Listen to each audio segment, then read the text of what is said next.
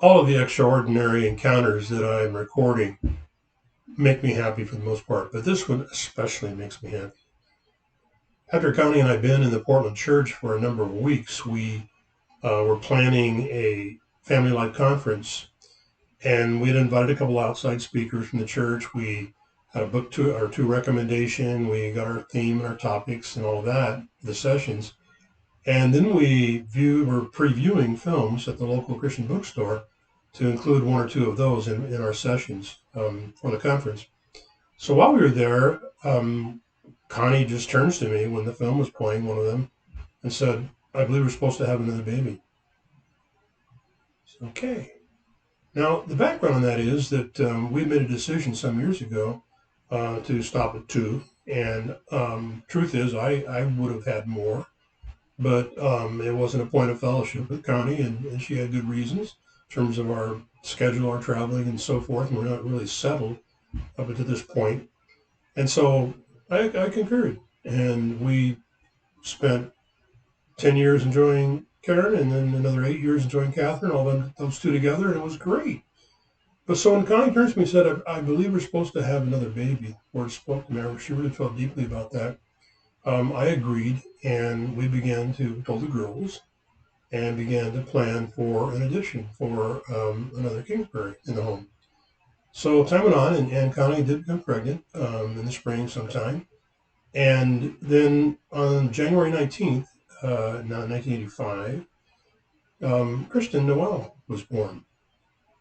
So we did have that other baby, and now this baby is a little older than that, and we're grateful to the Lord. What an addition to our home. I love my three girls, and Connie says often to me, you've got each one of your girls has you wrapped around your little finger. Do you realize that? And I said, do you realize that that's where I belong?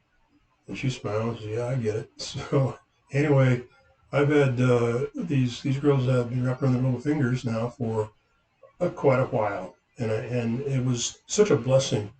Now, when Chris was born, we had natural childbirth, so I was in the room there, and we rejoiced when she was born, of course, and the girls came in afterwards, and each one of them had the opportunity to take a footprint and a handprint of Kristen and begin to really take over the fact that I got a sister.